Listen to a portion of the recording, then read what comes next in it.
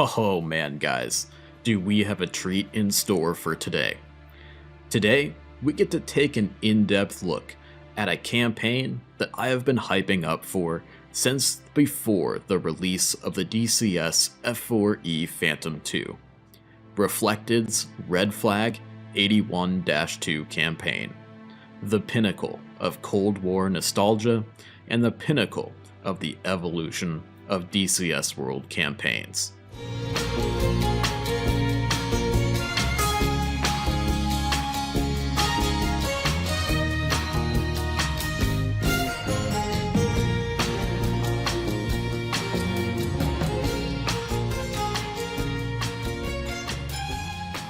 Now, I know it's been a long time since I've had a campaign preview or review on my channel, and I assure you it's not from lack of trying. DCS campaign reviews take a ton of time to create and bring to the high standards of polish I strive to get my videos to these days. It takes a lot of going back and forth with the campaign creator to ensure things are working as intended, to not misrepresent anything, and at least for me, as a mission maker and community organizer, the need to break out of the headspace of constantly thinking, oh geez, this radio call should have happened here, and now it's 5 seconds late. Oh, there it is. Oh man, did I break all of the underlying triggers that make this mission work correctly? And sometimes it can be quite difficult to break out of that mode and just enjoy the flying of the campaign. But that's where this campaign and the Heatblur F-4E Phantom II shine bright. The Phantom can do everything an FA-18 or an F-16 can, just in analog form, through a beautiful symphony of atom punk buttons, switches, and dials.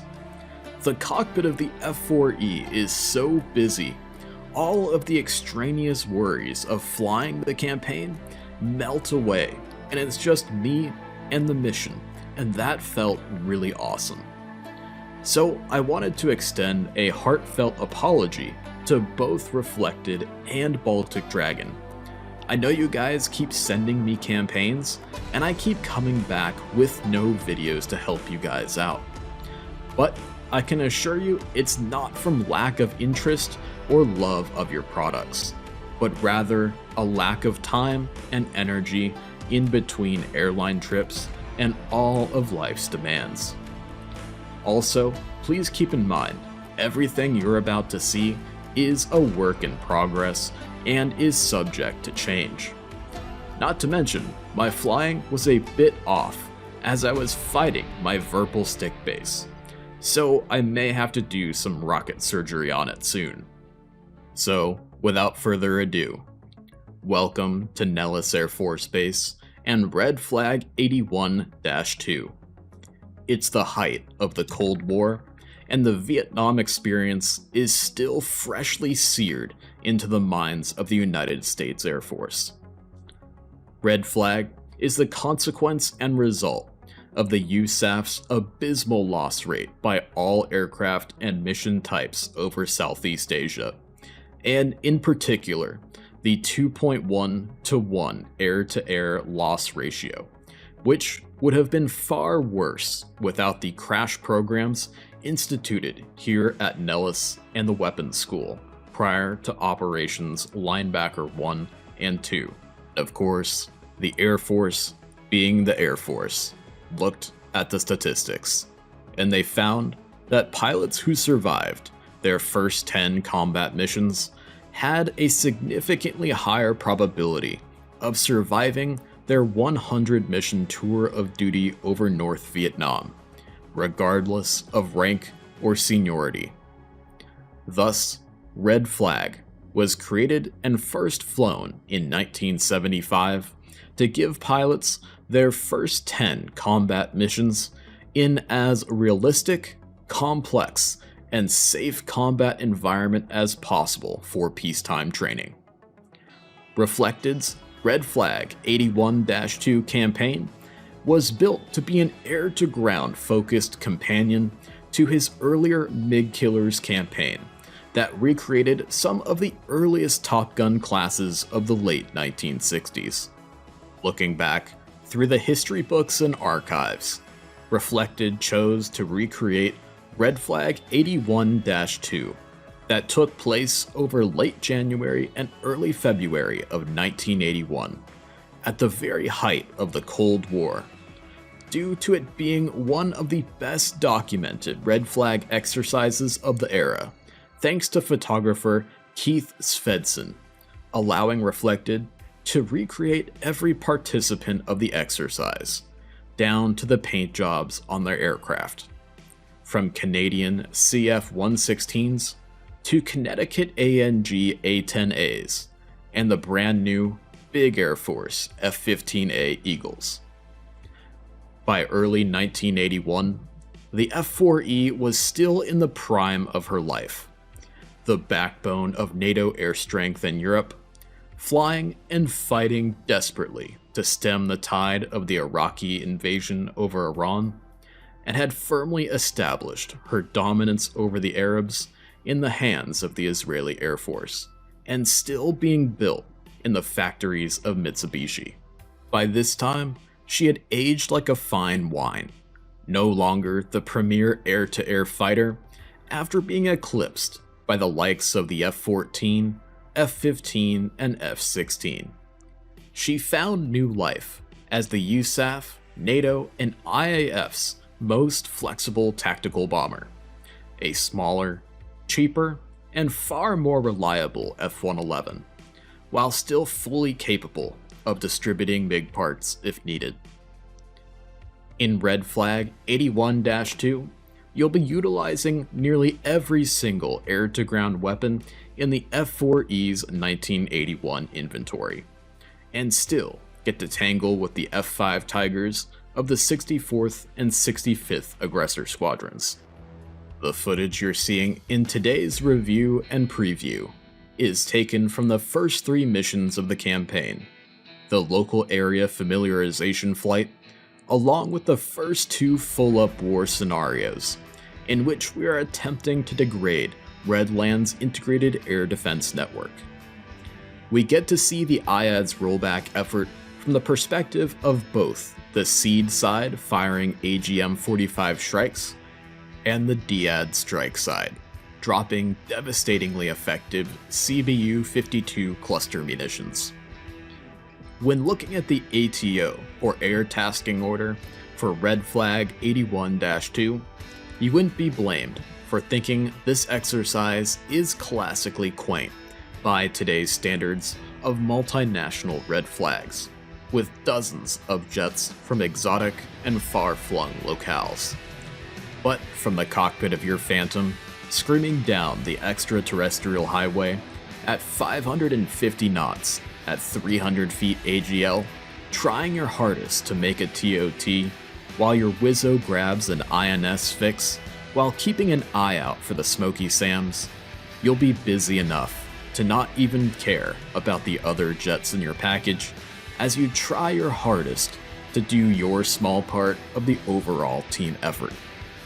And with the massive number of voiceovers overlaid with real radio recordings, you'll feel like all of the other pilots on Blue 4 and Red 4 are working just as hard as you.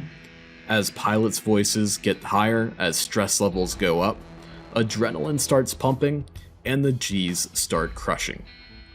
You can tell this is as close to real combat as the USAF can create, while also creating a safe training environment for pilots to make mistakes and learn from, which, of course, is the ultimate objective. And Reflected has essentially simmed the sim to create this amazing effect that allows you, the DCS pilot, to make mistakes and learn from them as you throw your F4 around the NTTR. He does this by making your aircraft immortal during the combat portion of the exercise. If you get hit by an alkali from a MiG, a AAA shell, or a SAM, and you're an air-to-ground focused aircraft, the controlling agency calls your hit and that you're dead. But you get to continue on mission and get your bombs, Shrikes, or Mavericks on target to get those much needed training reps. And so all of those tax dollars and dinosaurs we just turned into noise aren't for nothing. And while you and your Wizzo get to kick yourself for dying with some rather funny voiceovers, you better get your head back in the game quick, cause you still gotta meet your TOT, and all the real dangers of flying are still very much present, as your immortality is stripped away under 300 feet AGL, the hard deck for the exercise for American aircraft, and whenever you are out of combat, such as taxi, takeoffs, landings, air-to-air refueling, and other tasks that require sound judgment and airmanship skills.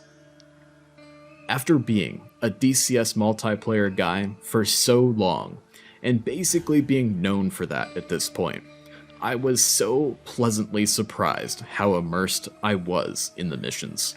Reflected has really made this campaign tight, with things happening when and where I, as a DCS veteran and professional pilot, would expect them to happen, which is usually my #1 gripe with single-player campaigns. The aviate, navigate, communicate part of flying in this campaign feels right, which goes a long way towards immersion from my point of view. My biggest surprise, though, was feeling the same emotional and sensory roller coaster flying these missions that I get from my large DCS multiplayer missions. The adrenaline rush, sheer concentration, and anticipation of flying low on ingress trying to meet that TOT, that surge of fear when MiGs pop up on your RWR, that feeling of relief when the Eagles are committed on them, and another fear and adrenaline spike as you pop up and try to get your weapons on target, while not being hit by SAMs, AAA, and of course keeping an eye out for MiGs. The massive sense of relief when your bombs shack the target and you now get to run away. And then the eventual crash of everything on egress, as the adrenaline dumps and you see how low on gas you really are, leading to a new slate of emotions. Worrying, bordering on paranoia about your fuel state, anxiety over am I gonna make it home or to the tanker? Am I gonna be able to hook up with the tanker and get the gas I need before I flame out? And surprisingly, a deep sense of boredom on top of it all as you egress, and a feeling of, wow, my butt hurts now.